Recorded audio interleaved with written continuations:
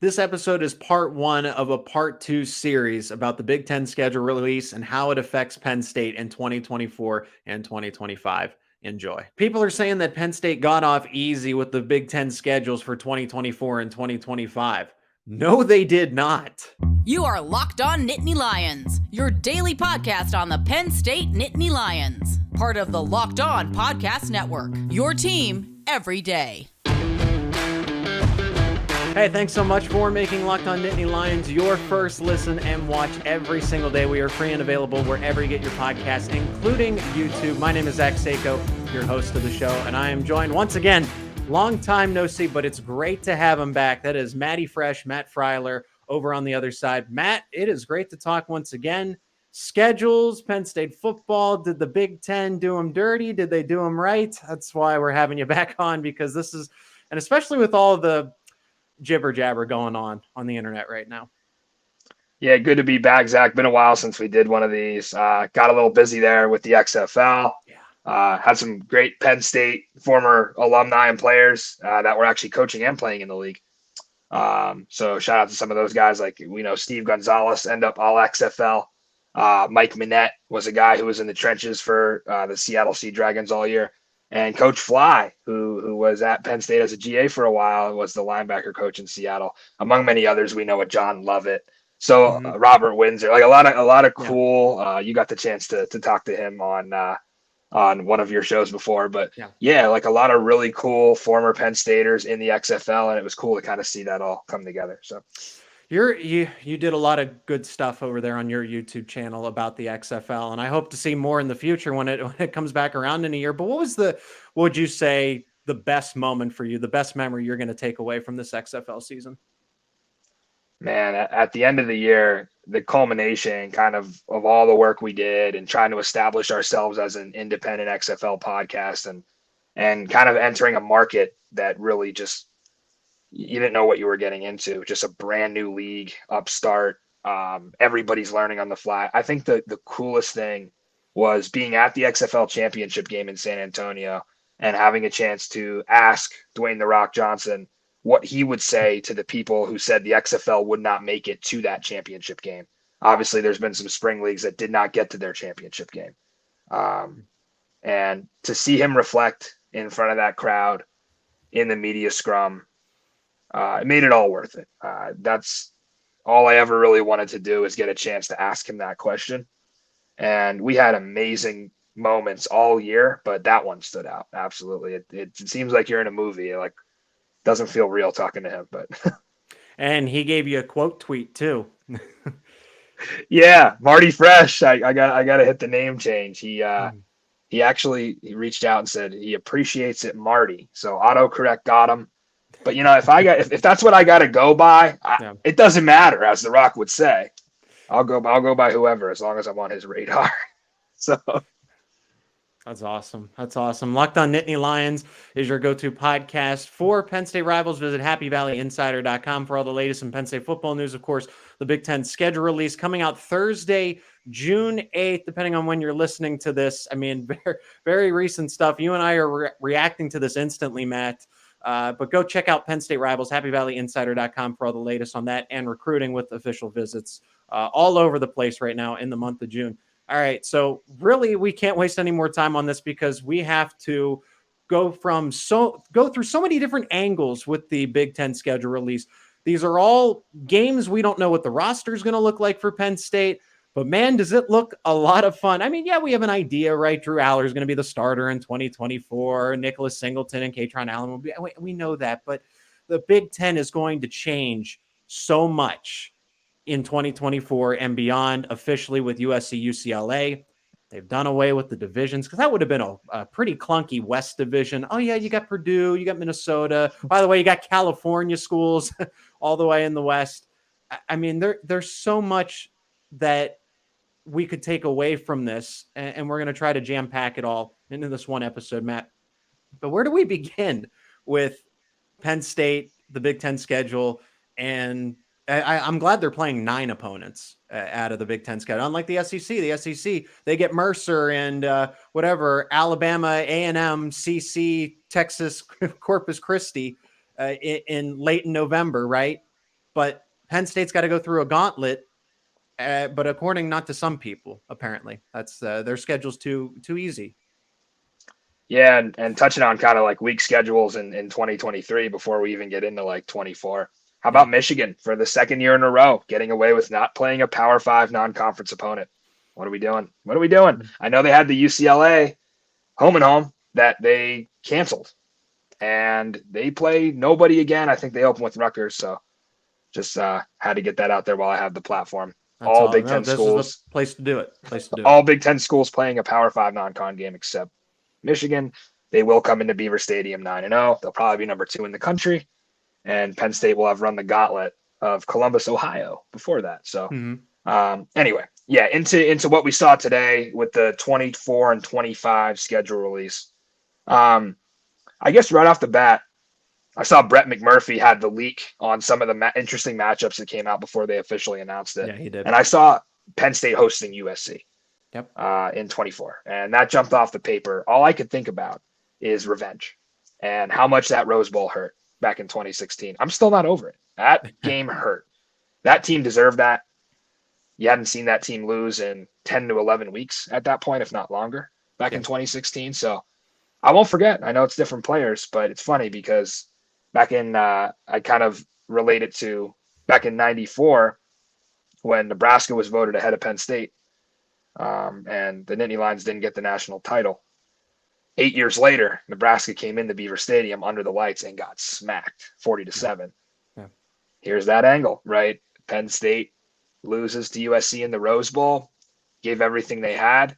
Coach Franklin doesn't forget. We get them under the lights in 24, 8 years later, just like Nebraska back then. So it's cool to see like these revenge angles come around when they do. Of course, it'll be very different teams. Caleb Williams will be gone by then. So yeah, that one jumped off to me. I thought that was cool. And don't get me wrong, I was not happy about USC and UCLA coming into the conference. I'm a traditionalist in college football. I like the pageantry of the sport, and I like geography when it comes to rivalries. And I wasn't for it. I thought it was kind of a disgrace to what we were doing with conference realignment. But I don't care if it's a non-conference game, a conference game, or an exhibition. For Penn State and USC to play is incredible. So I'm not going to be mad at that. I think the Big Ten got this right, Zach. I'll be curious to hear your thoughts, but this Flex Protect Plus, as they're calling it, is truly making Penn State unrivaled, which is something that they've been toting for a while, and they want to prove that. Penn State, the only team to not have a protected rival, and I have some thoughts about that. But yeah, the home slate in 24. I mean, if you are a season ticket holder, this is what you live for. You're getting your 2 biggest games, Ohio State and USC at home. Yeah. You're also getting a Nebraska team that could be improved under Matt Rule. Rule, And Michigan State. Like, it's a good home slate. And I know people are in my replies like, yeah, well, 25 sucks. Well, yeah. Yes, it you does. Can't have your cake and eat it too, bad. right? It's bad. 25, Penn State's hitting the road to Kinnick, Michigan, and USC. And not hosting many tough ones. So I think that what this showed me today is this schedule in 23 with Penn State getting those 20 days to prepare for Ohio State between the bye week and UMass, and then carrying momentum into 24 when we go to 12-team playoff and having that home slate, getting 5 home games in the Big Ten, and then your road games being very manageable. I think we're in the midst of a 2-year window for this team to make the playoff and make a national championship run. I think James Franklin's done an incredible job recruiting, as you've been covering all summer, but it'd be hard to say that in 25, this team doesn't take a little bit of a step back and rebuild, considering what is coming up. So excited to see these next 2 years of Penn State football, the best time to be a season ticket holder. We have officially, we have some good games to see live. Locked on Nittany Lions. Great to have Matty Fresh back on the show. We'll continue this conversation in just a second, but first let's hear from our sponsor of today's episode, and that is Birddogs. Birddogs shorts and pants are great for 3 reasons. First, the fit. You will look better and feel great wearing Birddogs. Second reason is comfort. Their stretchy fabric will make your legs look great, and they're comfier than all your other shorts and pants. And then finally, versatility. They give you the freedom, the flexibility to wear one pair of shorts, one pair of pants on the golf course, to a meeting, to a date, hanging out with friends, you name it. Now, I've never had a pair of Birddogs, so I thought, why not? I'll take a pair of shorts. And I'll tell you what, I got myself that pair and they live up to the billing. I can attest to that. So go to birddogs.com/lockedoncollege and enter promo code lockedoncollege. Easy enough. And you'll get a free Yeti style Birddogs tumbler with every order. How cool is that? Go to birddogs.com/lockedoncollege today for a free Yeti style tumbler from Birddogs, free with your order. You won't want to take your Birddogs off. We can promise you that. And thanks so much for making Locked On Nittany Lions your first listen and watch every single day. We are free and available wherever you get your podcast. If you like what we do here, follow along where you get your podcast and subscribe to the YouTube channel for content in addition to what we do on the podcast side of things, videos, interviews, you name it. Locked On Nittany Lions on YouTube. Like this episode, comment any questions, feedback you may have. Yeah, so Matt, let's continue with the Big Ten schedule. That's what this whole episode is going to be focused on and how it affects Penn State, right? I like that the divisions are gone. I thought they were stupid. And then, don't even get me started on the leaders and the legends, right? Because that was bad.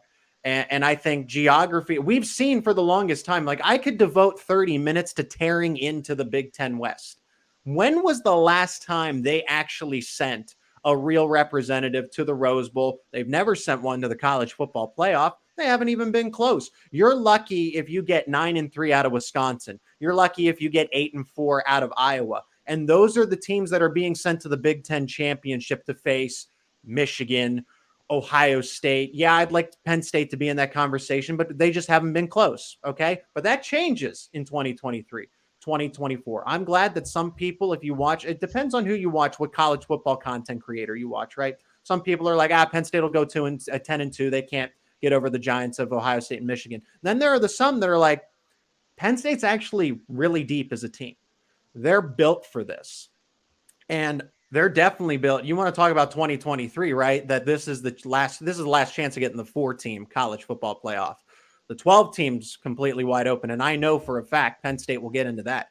But 2024, Drew Aller, Singleton, Allen, Abdul Carter, all those guys are going to be true juniors, along with the talent that they have been accumulating over the course. So the Big Ten schedule in 2024. And for those who don't know, let's read off the opponents, right? So 9 games out of the Big Ten Conference in 24 and 25. If you're a season ticket holder at Beaver Stadium, you're going to love 2024, not 2025, though. In 24, Michigan State, Nebraska, Northwestern, Ohio State, USC. That's not in any particular order. I want to say that. And then on the road, Indiana, Purdue, Rutgers, and Wisconsin. In 2025, you got to flip it because it's 9 games, so you don't really get that balance. I think they should move to 10. Personally, play 2 out-of-conference games and then go to 10 and play 5-5 so that it is balanced. Then you have Illinois, Minnesota, Rutgers, UCLA at home. That's obviously the most interesting one. It's the Bruins and Chip Kelly coming into town. And then on the road, Iowa, Maryland, Michigan, Michigan State. You got to travel all the way on the West Coast to USC. And that's definitely going to be there. There's no way that is not an NBC game, the USC hosting Penn State. That might When's be the last time Penn State didn't play Ohio State? That is wild. I'm trying to think back there. Yeah. I cannot think of, since Penn State was a member of the Big Ten Conference in 93, a year that they didn't play Ohio State. Just can't. One does not come to mind. So that's interesting. Yeah, it's either imagine that slate, UCLA, US, because UCLA is nothing to bat an eye at. I think Chip Kelly's done an incredible job. Even before NIL, he progressively built that program back up, because for UCLA, they couldn't even fill a fifth of the Rose Bowl playing those games in Pasadena. It was embarrassing, but Chip Kelly is still cranking out good teams and he's getting top tier players again. I'm not saying that it's the days of Oregon when he was leading them to national title games with Marcus Mariota, but now you bring in a team that can be expected to go 10-2, and somebody's got to lose, right? Somebody is going to fall down. Michigan, Ohio State, USC, UCLA, Penn State all can't be at the top, right? Someone strange is going to be 8-4 in that group. And it's because of a gauntlet slate that they have. So for the Nittany Lions, Matt, I want to ask you this. Those 4 groupings, home 24, away 24, home 25, away 25, which of the 4 would you say is just the most daunting, the most difficult? Away 25. Absolutely. I mean, first of all, I am so glad that Penn State is playing in Ford Field this year with in Michigan 23. State. East Lansing has been a complete nightmare for this coaching staff.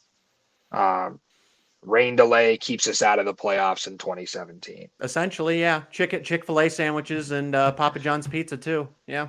Just a total atrocity. And then 2018, they come back and win. That was in Beaver Stadium. Yep. But the snow game in 21, like, it's just not been good. So always just a disaster to go out there and play. You're going to the Big House. You see how that's gone recently. And then you're going to the Coliseum.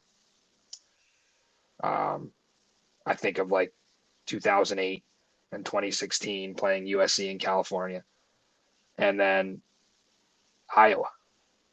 Yeah, Kinnick. That is brutal. And I get it. You don't play Ohio State that year. That will be a relief. You play Michigan, and you play them on the road. And you play all those road teams. So going back to kind of what I touched on, with all those talented players and the core guys that will be true juniors in 24, we can get an idea of what the identity of this team will be the next 2 seasons. 25 is a very big question mark. And I'm not just saying that because it's 3 years down the road, but because we know James Franklin has made a long-term commitment here. Has Manny Diaz? No. So how about Mike Yurcich too? Yurcich is on I the think rise. He's due. I think he's due for a head coaching job. I really do. I think people will look at the adjustments and the complete overhaul of the playbook that he did from season to season and what he did with this running game. And it only helps you when Doug Peterson is in the NFL playoffs using a formation that you sort of brought back with the T. So yeah, Yurcich as well. I know Diaz will be the one who gets the pub for now as far as because he's been a head coach before. But yeah, Mike Yurcich, who was the offensive coordinator at Shippensburg just 10 years ago, working his way up through the ranks and has a damn good offense and some great talent. So yeah, that 25 season feels to me like you're talking about one of these teams having to be 8-4. I think that's the year. Or 7-5, right? That's just I'm being generous. Right. That feels like the year to me. Schedules are so important. That feels like the year to me that the team may take a little bit of a step back, and you have a rebuild. That's okay. But these next 2 seasons are setting up to be something special in Happy Valley. I think that this coaching staff got a lot of flack for losing off of bye weeks, right? That's something that Franklin has been kind of notorious for. Michigan last season, you get 2 weeks to prepare. You come out like you're completely lost defensively. And yeah, just the chance to play Northwestern on the road this year and then get 20 full days on campus before you travel to Columbus, a bye week and then a scrimmage basically with UMass in the middle there. Wow. I'm fired up that the stars have aligned. Yeah. Because as we know, Pat Kraft was very vocal when he learned that Penn State opened the conference schedule on the road. What was it? 9 out of the last 10 years? It was absurd. I think it's 9 in a row and 13 out of the last 14. Right. How? Steve Jones would know. Be able to ask Steve Jones. How is that possible? So Pat Kraft said, I'm going to make a phone call. And I think a lot of people probably didn't quite take that seriously, but Pat Kraft was serious.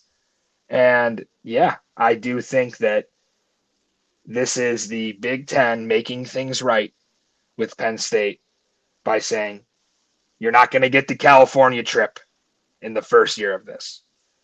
We're also going to excuse you from playing Michigan. Wow. 24.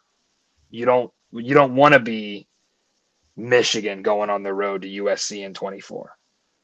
I think Ohio State avoids USC in 24 from what I'm just thinking off the top of my head, but I think they play UCLA. I don't know if they host them or they go there, but a potential for some great matchups.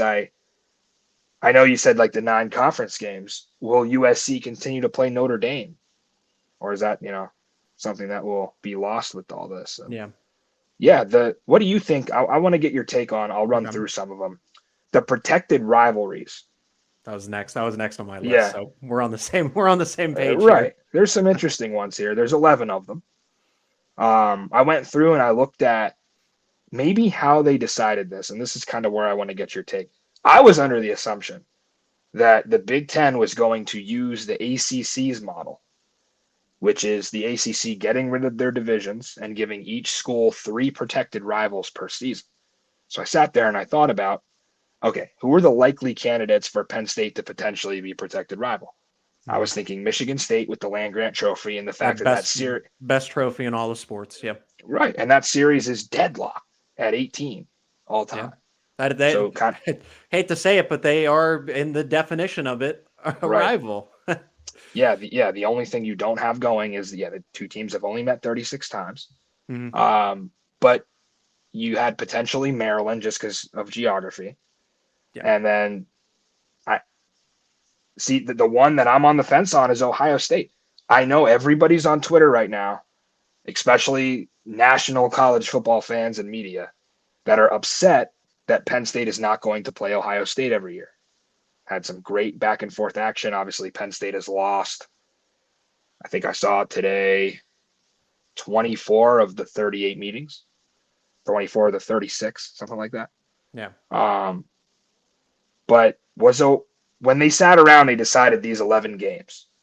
Was that even talked about? I don't know if Penn State has had a true rival in this conference since they joined in 93. And that's why they didn't get a protected rival. I don't think it's bias and the Big Ten saying, we're going to help Penn State out a bit. They've never done that. So I don't know. How do you feel about us, Penn State, being the only school to not have a recurring game every season?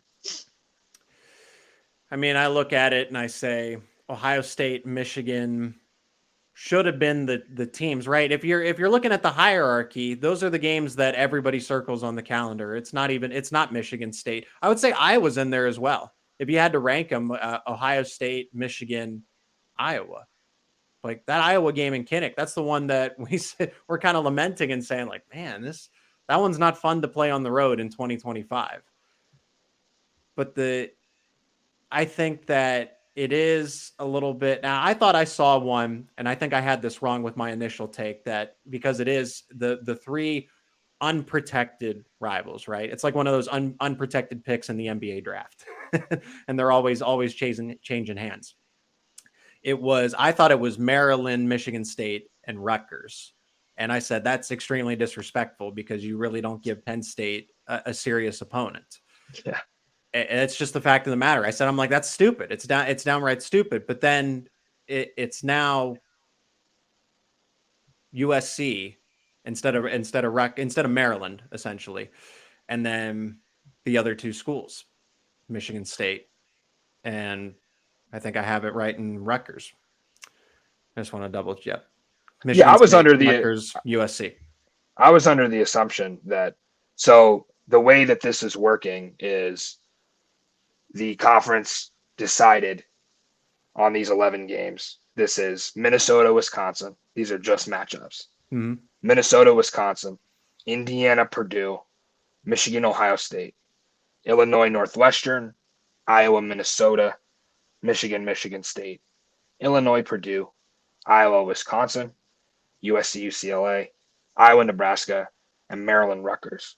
These are 11 matchups that are going to be protected rivalries. Yeah. Penn State does not have one. So our schedule every season, the biggest takeaway that I have from it is that I don't think there will be a season under this format where you will play Michigan and Ohio State in the same season ever again, potentially. From an entertainment value, that stinks. I love it. From a Yeah. scheduling standpoint. I absolutely love it. You want Penn State to be as close to 12-0 as possible. Yeah. It's a win. Yeah, I think there was divisional imbalance. Big time. Obviously, that's very obvious. Yeah. The Big Ten East and the SEC West are by far the best divisions in college football. It's not even close. I think probably what went into this is, again, ACC did this with the 3 protected rivals per school. How can you sit around and select that? Like the same way that people are on Twitter right now talking about, oh, the outrage that, Penn State and Ohio State was not a protected rivalry. How can you sit around and decide these? The only way to do it, and the way that they came to these 11 games, maybe outside of one, which is Maryland Rutgers, which I think they had a different thought process of protecting that game. The first 10, what do they have in common? Each of those 10 matchups, the teams have met 50 plus times, with the top 6 being some of those Minnesota, Wisconsin, Michigan, Ohio State. Those teams have met 115 times or more, right?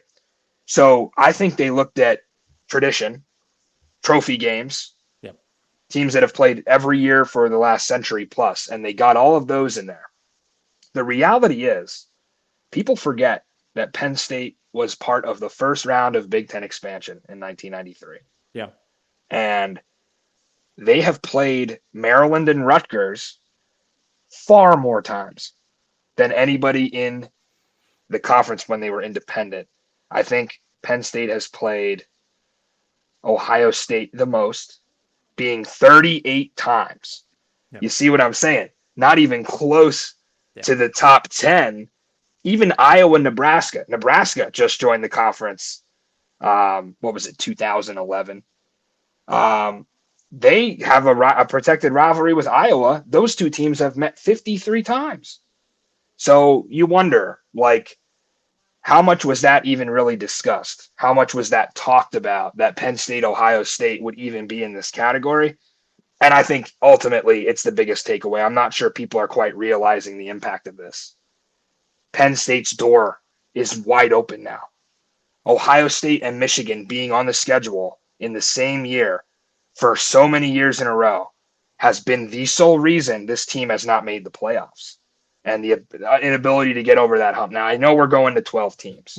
But I really do think that that's huge for the future of Penn State football. Absolutely. Hey, it's Zach Seyko with Locked On Nittany Lions, and thanks so much for checking out part 1 of this episode with Matty Fresh, Matt Freiler. Be sure to check out part 2. We had so much to talk about that we split this episode up into 2 parts. Follow the links to listen to the second part of this episode.